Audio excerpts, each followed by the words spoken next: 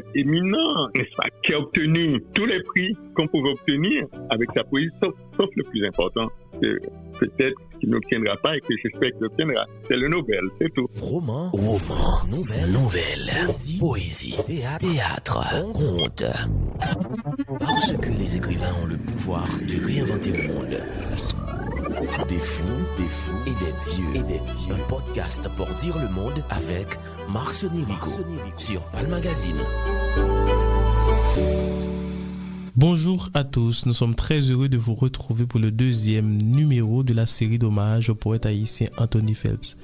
Pour nous guider à travers son œuvre, nous avons l'honneur d'accueillir dans ce nouvel épisode un spécialiste de son œuvre, le professeur Joseph Ferdinand. Restez à l'écoute.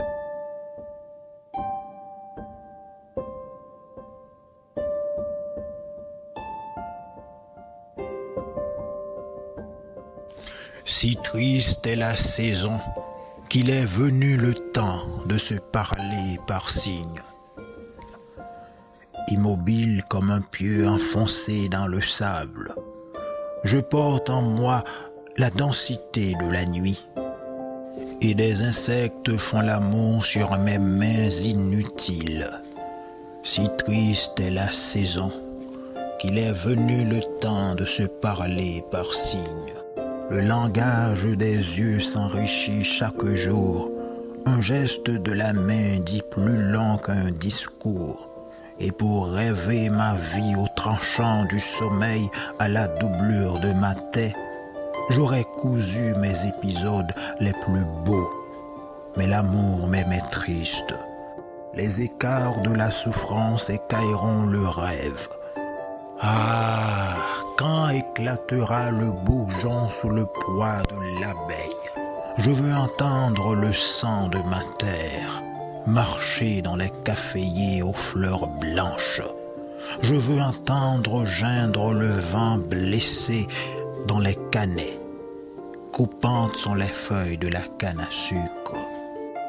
Quand donc viendra cette heure où nous irons amorcer le soleil, où le baiser justifiera nos lèvres? Si triste est la saison qu'il est venu le temps de se parler par signes. Anthony Phelps.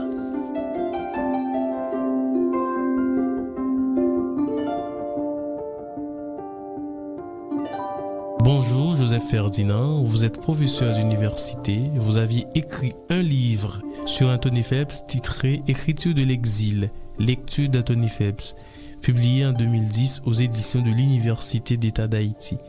Qu'est-ce qui vous a attiré vers l'œuvre d'Anthony Phelps? Ah, ça fait beaucoup de choses, hein.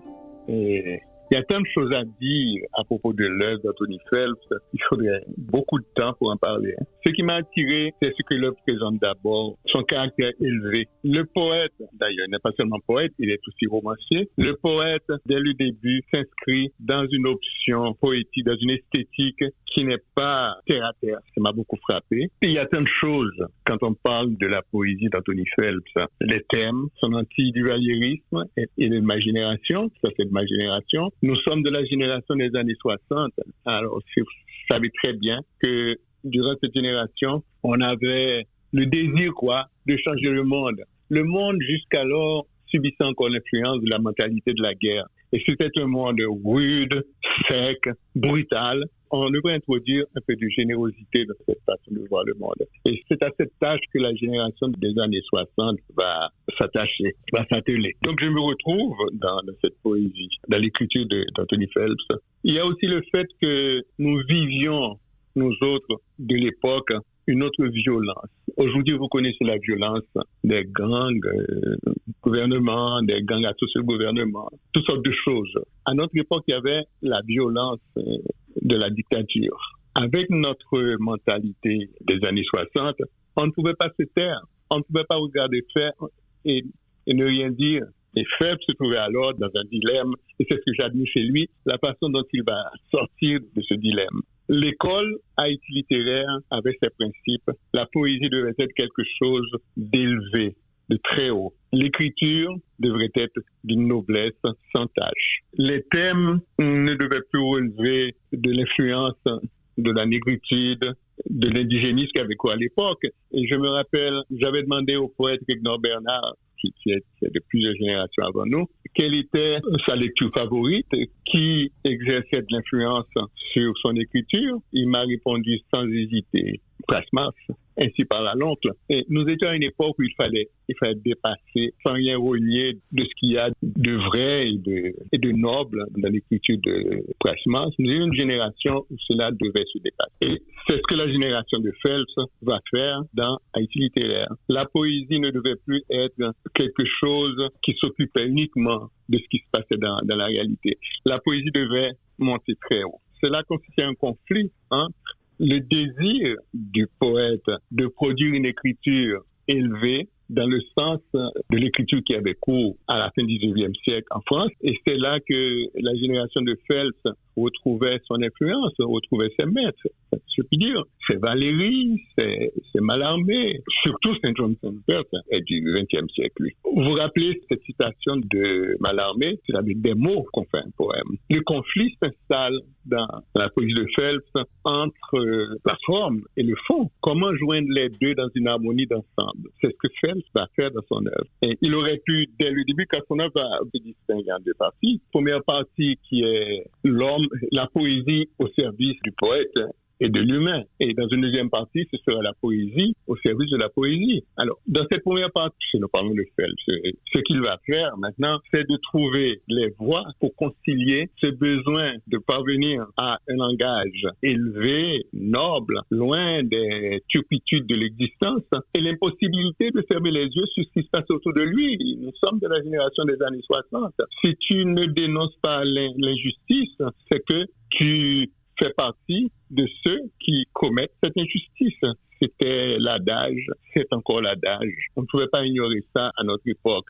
Donc, Phelps devait ouvrir les yeux sur ce qui se passait autour de lui dans la réalité. Et en même temps, s'arranger pour que son langage ne soit pas un langage terre à terre. Et il va réussir le pari. Déjà, dans son premier ouvrage, Été, qui est de 1960, je pense, il donne le ton. L'écriture est élevée et en même temps, son idéalisme le porte à regarder autour de lui ce qui se passait. Et là encore, on va être surpris de voir que Phelps produisait, disant plutôt qu'il était influencé par la thématique de son époque. La thématique que l'on retrouve dans la poésie de René Despès est un peu chez les auteurs de l'indigénisme haïtien et même de la négritude de Phelps, qui va ruiner tout ça bien vite. On trouve toutes ces traces dans Été au début. Il ne faut pas oublier que Phelps est pratiquement de la génération de René Despès. Il y a 2 ans qui les sépare. Phelps 1928 et René Despès 1926.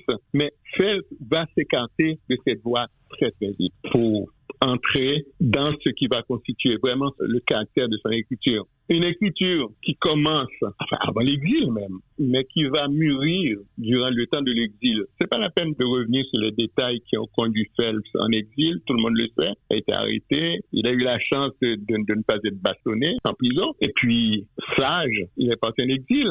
Parce que l'officier qu'il a arrêté, qu'il avait interrogé, nous tenons cela de Phelps lui-même, l'officier lui a dit, et c'est Phelps qui me le raconte, je vous laisse partir aujourd'hui, vous avez de la chance, mais si jamais vous devez revenir ici, à votre départ, et si jamais vous en sortez, votre mère ne va pas reconnaître votre figure. Donc il y a eu de la chance qu'il est parti en exil, et c'est là que va se développer, que va mûrir son art. Et on trouve les différents aspects. Vous savez, c'est difficile de parler de tout cela en peu de temps. D'abord, l'exil. Il ne pouvait pas supporter son exil au début, enfin jusqu'à la fin. Il s'en plaint beaucoup. Et dans beaucoup d'ouvrages, et particulièrement dans le temps saisonnier, j'ai oublié le titre exact, on trouve ces parties que tout le monde cite, absent du pays, je ne peux pas vivre, je ne peux pas vous citer ça exactement. Et c'est ce que un critique tel que le père Souffrant, faisant de l'œuvre une approche sociologique, c'est ce que ce critique lui reproche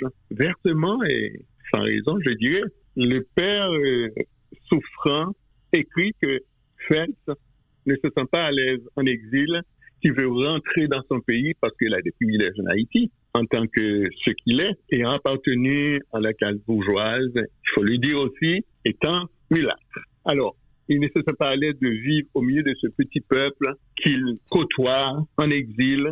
Enfin, tout le monde était en exil, même ceux qui n'étaient pas à l'époque. Il suffisait d'être à l'étranger pour se voir en exil. Alors, c'était pas normal pour lui, pour pas c'était le fait que ce petit peuple qui trouvait du travail à l'étranger pouvait vivre au même niveau que lui et que les autres. Je ne veux pas dire, c'est ridicule. Le père souffrant a le droit d'avoir son opinion sur la question. Ce que je veux souligner de préférence, c'est que Anthony Fell n'était pas le seul à penser de cette façon, à écrire de cette façon. Émile Olivier, dans son premier roman, présente la même situation des Haïtiens qui venaient d'arriver en exil au Canada, qui ne pouvaient pas vivre naturellement, normalement, dans cette situation. Et c'est encore plus grave dans le roman d'Olivier. Le protagoniste commet un crime et se retrouve en prison.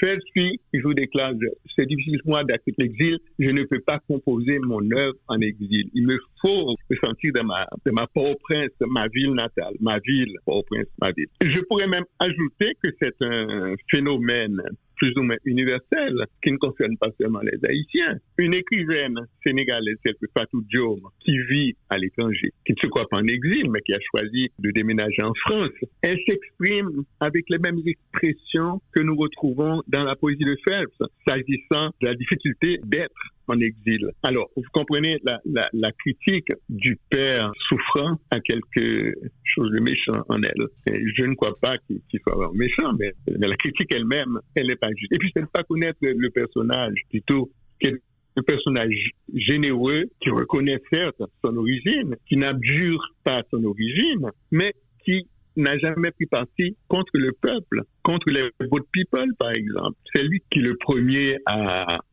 fait porter à la défense et contre les gens de sa propre classe, qui s'est porté à la défense du petit peuple. Et il l'a toujours fait. Donc, je trouve la critique du père souffrant un peu dépassée, forte, surtout quand il met l'accent sur la classe et particulièrement la couleur de peau de Phelps.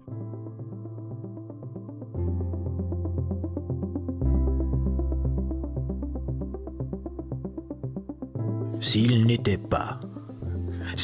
pas de champs au bord des grandes routes, les forêts d'à côté n'auraient pas tant de vers.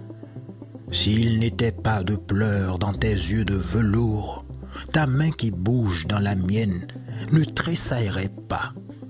S'il n'était pas de rire sur tes lèvres sapides, tes yeux mes feux de balisage n'illumineraient pas l'air de notre amour. Il n'était pas un lieu de cœur où croire à l'avenir, s'il n'était pas de forme aux cadences des pas de vie, au murmure du temps d'espoir accroché à la voûte, s'il n'était pas d'étoiles au-dessus de ma tête, le monde serait vide et l'amour sans raison. Mais nos pas vont toujours à la suite des roses, car dans la nuit qui finira bientôt, le ciel en équilibre s'arc sur nos espoirs, et des pétales montent un parfum de combite, et des pétales montent un parfum de combite. Anthony Phelps.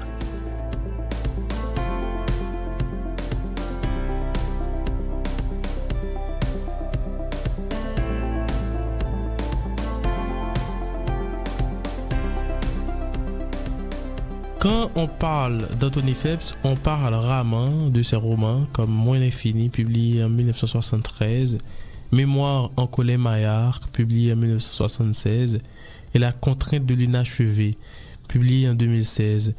Est-ce que sa poésie met dans l'ombre un peu son œuvre romanesque? Mettre dans l'ombre, c'est peut-être pas ça. C'est peut-être aller trop loin que de le dire.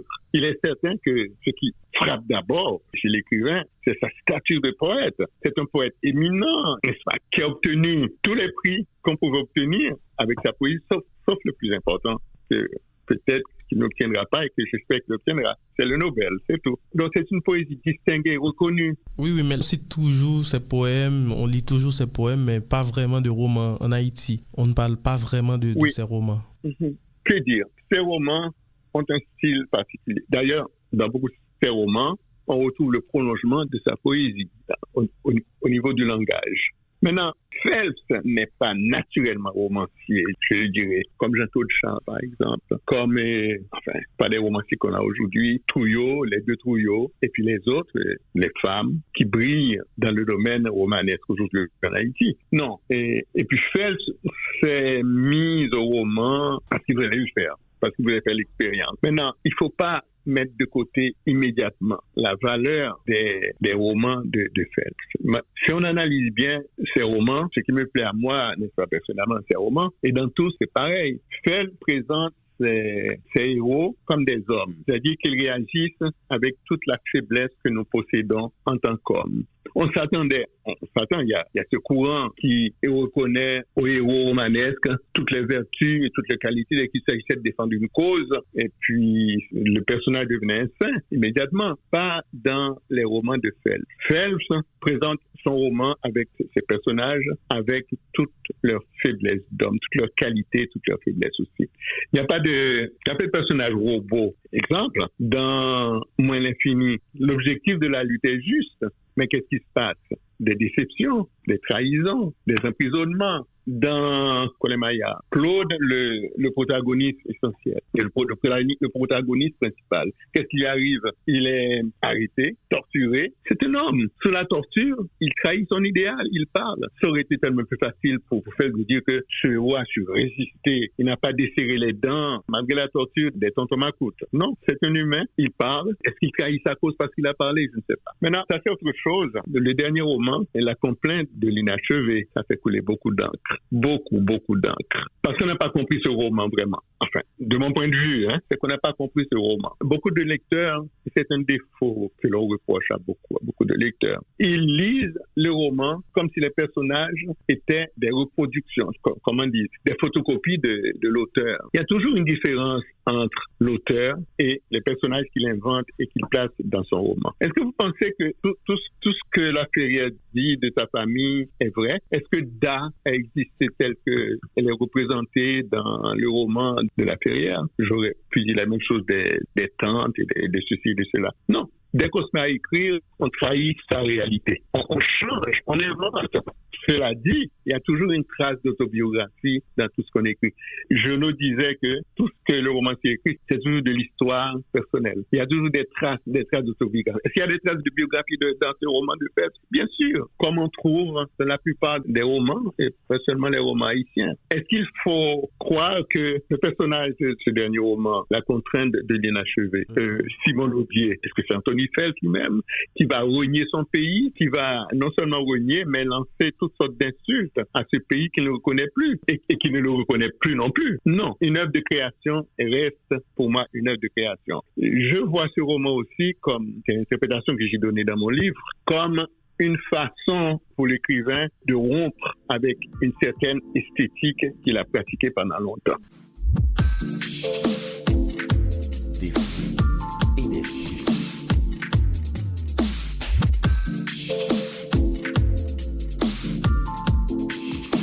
On vous rappelle que vous écoutez Des Fous et des Dieux. Durant 4 épisodes, nous rendons hommage au poète haïtien Anthony Phelps.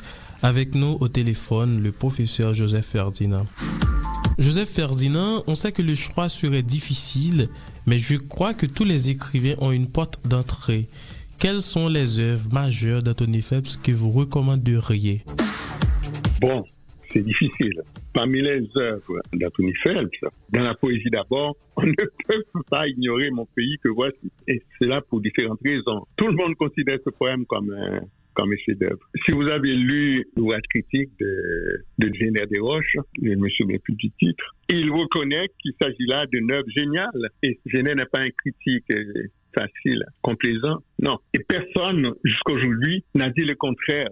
Il est clair que Mon pays que voici, c'est une œuvre extraordinaire. On demande même, je ne sais plus où j'ai lu ça, que ce poème soit enseigné dans les écoles haïtiennes pour stimuler le patriotisme perdu chez les jeunes aujourd'hui. Ce poème est arrivé à un moment où nous, qui venions de quitter le pays surtout, avions besoin qu'on nous rappelle ce qu'on avait laissé derrière nous et ce que nous avons perdu, notre pays. Ce poème, pourtant, en ce qui me concerne, n'est pas le meilleur que Anthony Phelps ait écrit. Bon, c'est le poème magique, tout le monde reviendra toujours là-dessus, mais Anthony Phelps a dépassé ce stade. Et je crois qu'il a fait mieux après Mon pays que voici. Mon pays que voici est encore attaché à ce que j'appelle la première phase de l'écriture de Phelps, le moment où, c'est un long moment, n'est-ce pas, qui a duré plus de 30 ans, le moment où la poésie, l'écriture est au service de l'idéologie du poète, est au service de la réalité, où l'écriture traîne par terre, où l'écriture est prisonnière des besoins réels ou imaginaires de l'individu et de la société. Bref,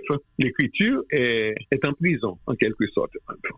C'est une mauvaise expression, mais vous voyez ce que je veux dire, l'écriture est en prison. On lui demande de servir l'humanité. C'est à ce moment-là que cette œuvre est produite. Et il y a forcément cet aspect oratoire. Il y a de l'éloquence dans ce poème. La preuve, c'est que la conjonction « car » revient toujours parce qu'on veut prouver, on veut démontrer quelque chose. C'est-à-dire que la poésie n'est pas encore libre de voler à son rythme et pour elle-même. Ça sera fait plus tard, dans la deuxième partie, la deuxième phase de l'inspiration de Phelps, la phase, comme je dis tout à l'heure, où la poésie quittera la terre, va s'élever à des hauteurs où elle ne contemplera qu'elle-même. Elle ne verra plus ce qui se passera sur la terre. C'est la période des œuvres que je recommanderais surtout à partir de, comment s'appelle une phrase lente de violon. Et puis, le reste, depuis, je n'ai pas les titres en tête, j'oublie, mais tout ce qu'il a écrit depuis comment s'appelle ce livre qu'il a écrit, Les Quatrains Mauves, qu'il a publié en Haïti, en 1995, je pense. Et tout ce qu'il a écrit depuis, je proposerais ça à côté de Mon pays que voici. Mais Mon pays que voici, à la faveur de tout le monde. Mais cela ne doit pas nous empêcher de regarder plus loin, d'aller vers les œuvres de maturité, et surtout les œuvres détachées des besoins terrestres. C'est recueil où la poésie ne parle que de la poésie. Je comprends que c'est surtout Mon pays que voici qui attire les faveurs, parce que ça parle de nous, ça parle de nos besoins, ça flatte notre sensibilité. Mais un œil de critique, quelqu'un qui connaît bien la poésie, qui aime la poésie, il ne pourrait pas ignorer les œuvres que Phelps publie depuis Les Quatrains Mauves. Je crois qu'il y en a 3 ou 4. Je veille, incorrigible. Féticheur. Ben, tout ça, pour moi, c'est une inspiration qui dépasse de loin, peut-être, l'inspiration de Mon pays que voici. Comme j'ai dit tout à l'heure, c'est une œuvre oratoire liée à la réalité historique du pays de Haïti, et qui, pour cela, va avoir la faveur de tout le monde. D'autant plus que c'est un poème bien fait, bien articulé, et surtout bien dit sur le disque par Anthony Phelps, qui est une diseur extraordinaire, qui était à l'époque. Les œuvres, pour résumer, que je suggérerais, Mon pays que voici, Motif pour le temps saisonnier, si on veut comprendre les relations du poète avec l'exil, et comme roman, définitivement, je proposais qu'on lise La contrainte de l'inachevé, plutôt La contrainte de l'inachevé, mais avec un regard vraiment profond, pas superficiel, ce regard qui porterait à prendre l'auteur pour le personnage que l'auteur a inventé. Pourquoi devrait-on lire Phelps aujourd'hui? Pourquoi devrait-on continuer à lire Victor Hugo, Rimbaud, Baudelaire? Il y a des auteurs qui écrivent des textes qui ne meurent pas, qui ne vieillissent pas. Mon pays que voici est de 1968, ça a été publié en 68, je pense, 1968, la première fois en France. Et depuis tout récemment, combien de fois a-t-on réédité ce poème, Mon pays que voici? Récemment, c'est-à-dire il y a eu d'abord la réédition de Rodney à Montréal, comment ça s'appelle sa maison d'édition, Mémoire d'un crier. Il y a eu récemment en France une nouvelle réédition de Mon pays que voici, et il y en aura d'autres. Et une réédition en livre de poche chez Bruno, je crois, en France. Oui, avec une préface de Louis-Philippe d'Alembert. De Louis-Philippe d'Alembert, bien sûr. Alors, pourquoi est-ce qu'on devrait continuer à lire Phelps? Je ne vais pas dire qui me l'a dit, mais j'étais frappé, étonné et déçu que quelqu'un monsieur important dans l'édition, que j'ai rencontré à Montréal, quand j'avais fini d'écrire mon manuscrit sur Phelps et l'exil, j'ai proposé je ne vais pas dire qui, et il m'a répondu, Joe, tu sais maintenant, ce qui était la mode, c'est la Ferrière. Ce n'est plus Phelps. Ça m'avait frappé et déçu. Parce que Phelps en Haïti constitue un écrivain, comment dirais-je, un écrivain, non seulement pour ne pas ignorer, mais un écrivain qui restera toujours une référence pour l'art et la littérature. À cause du caractère élevé, sans bavure de son écriture, à cause aussi, je l'ai dit, je le répète, de son génie poétique, quelqu'un qui voulait parvenir à la frontière du texte, l'expression est de Phelps lui-même, quelqu'un qui voulait parvenir à la frontière du texte et qui est arrivé avec les 4 derniers recueils qu'il a publiés. Alors, comment cesser de lire un tel écrivain? Je reconnais aussi que c'est plus facile de lire Mon pays que voici que les autres ouvrages dont je viens de parler. Parce que s'il est plus ou moins direct dans Mon pays que voici, alors que dans les autres textes, alors là, il faut faire un effort pour parvenir à la compréhension des images, des métaphores, parce que à ce moment-là, la poésie ne parlant qu'à la poésie, se servant du poète comme typographe, comme il le dit lui-même, un typographe qui retranscrivait ce que le poème voulait dire au poème, eh bien, avec l'âme de l'enfant, c'est parce que le poète a retrouvé l'âme de son enfance qu'il a pu transmettre au poème les échos du poème. Alors, à ce niveau-là, le langage devient extrêmement fluide. Tous les règnes se mélangent. La métaphore n'a aucune consistance rationnelle, logique. C'est de la pure poésie, la poésie où toutes les barrières sont effacées devant le poète. Il n'y a plus de limite à ce qu'il voyait et à ce qu'il pouvait dire. Alors, la lecture étant plus difficile, je comprends qu'il y a des gens qui ne veulent pas faire l'effort pour essayer de comprendre ce que le poète, ce que la poésie disait à la poésie, et aussi pour surtout jouir de cette esthétique qui est née, évidemment, de l'expérience surréaliste. Voilà, merci beaucoup. C'est vraiment un plaisir. Je souhaite beaucoup de chance avec vos projets.